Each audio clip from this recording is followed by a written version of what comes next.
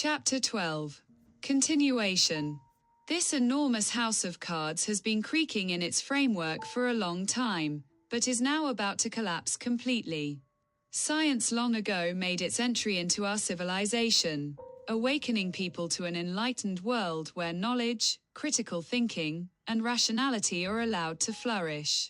The composer, however, still has his head full of the old-fashioned fantasy stories instilled by family, upbringing, and school.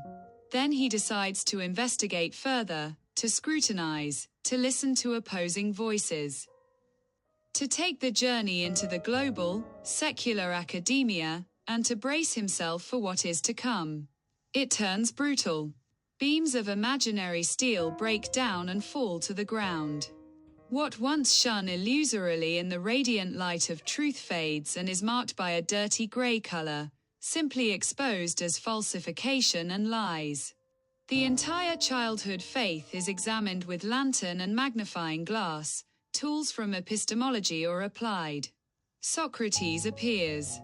Biologists heavily armed with knowledge of evolution persuade with empiricism and facts.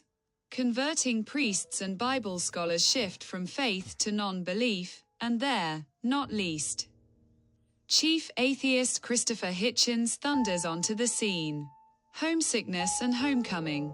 The journey home becomes heavy and long, a slow gliding descent from Oz. A descent where cold winds from Trollheimen bite into his cheeks, but fortunately with a distant view of the homeland. The thick fog that once covered the motherland and fatherland has vanished. Only a few white cotton tufts on the highest peaks remain to be seen. The landing is perfect on the mountain farmstead Voxeter in Mør og Romsdal.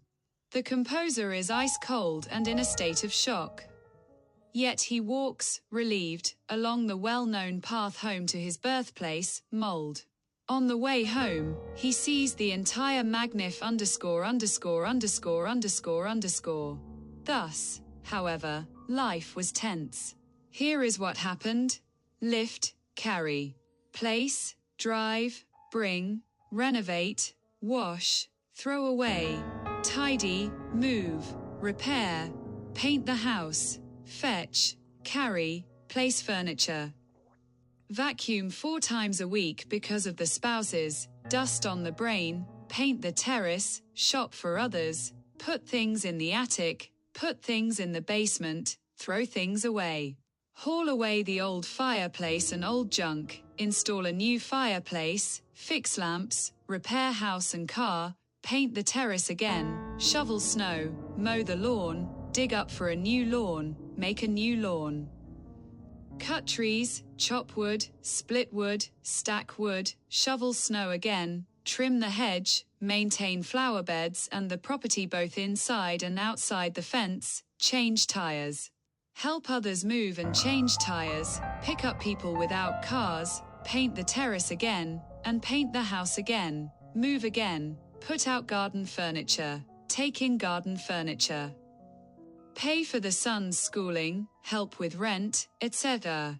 Sacrifice important composing time for caregiving tasks for years.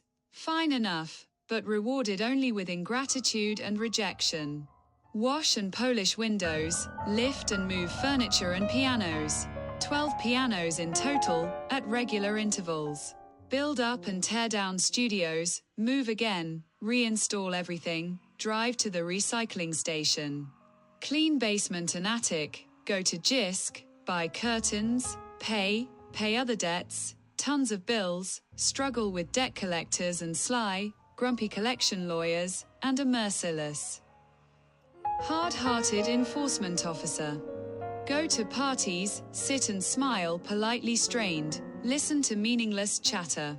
Play for free at countless parties, weddings, concerts, funerals, and the like. Move and carry again. Build a new road onto the property, build a bathroom, unload and reload truckloads of firewood. Maneuver 8-meter-long caravans into place with curious spectators everywhere getting in the way of the work, clean toilets, repair sewer systems, drive a tractor.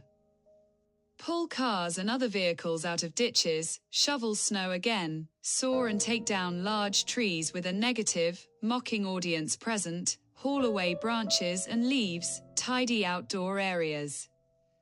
Sit in deadly boring board meetings without purpose or goal, listen to endless drivel about nothing. Teach ungrateful and rude kids in the music school. No one bothers to practice. Move and carry again. Listen to and comfort others in their dysfunctional lives, for hours. Paint the terrace again. Shovel snow again. Be plundered and grossly exploited financially in a divorce settlement. Move, lift and carry, wear out body and soul, be destroyed by it all. In broad strokes, my life. Sincerely. Composer BNKHoemsnes. A highly educated composer with a master's degree. Perhaps Mr. Hoemsnes should have spent his time on something else. Composing, for example.